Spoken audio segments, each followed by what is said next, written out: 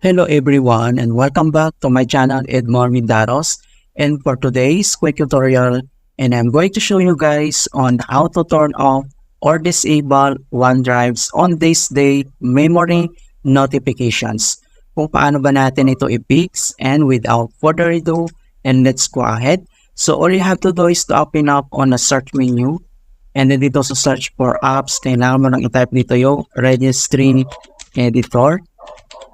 And then, kailangan mo lang mag-right click dito and then select mo lang dito yung run as administrator if you receive your account control, and then click mo lang dito yung yes.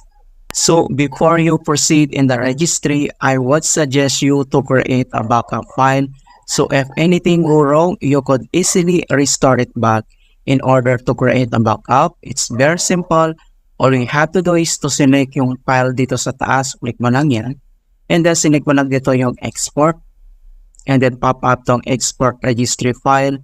So dito kailangan mo lang mag-select kung saan i-save yung file. And then I would suggest and recommend to create file name must be with a date. So kailangan mo maglagay ng file name and then lagyan mo siya ng date. And then after, click mo lang dito yung save. Alright, so and if you needed to import it back, so very simple, same procedure. Select mo lang dito yung file dito sa taas. And then select mo lang dito yung import. And then pop up tong import registering file. So ang next step, kailangan mo lang i-locate dito kung saan mo isinave yung file. And then click mo lang dito yung open. So ang next step, dito lang sa computer ay kailangan mo lang i-select dito yung HK current user. So double click ka lang dito.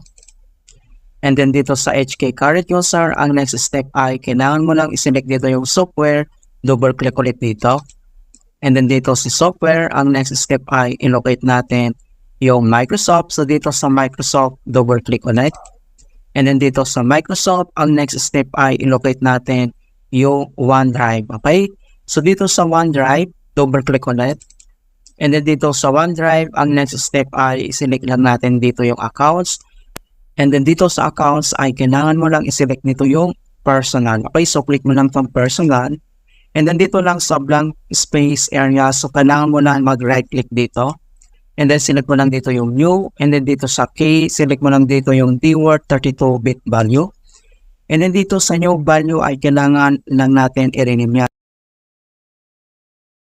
Okay, so kailangan lang natin i-rename ng on this day auto notifications disabled. So yan yung kailangan natin i-rename. Okay, and then press mo lang enter. And then next step ay kailangan mo lang mag-double click. And then pop up itong kanyang edit DWORD 32-bit value.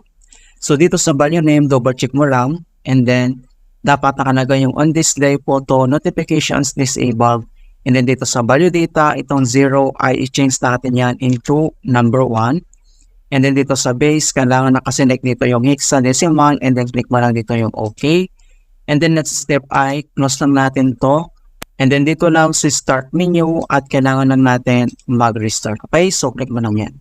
Alright, so ganun lang po kasimple on how to turn off OneDrive on this day memories notifications. And please don't forget to like this video, subscribe to my channel for more quality content. Thank you guys, and see you in my next tutorial.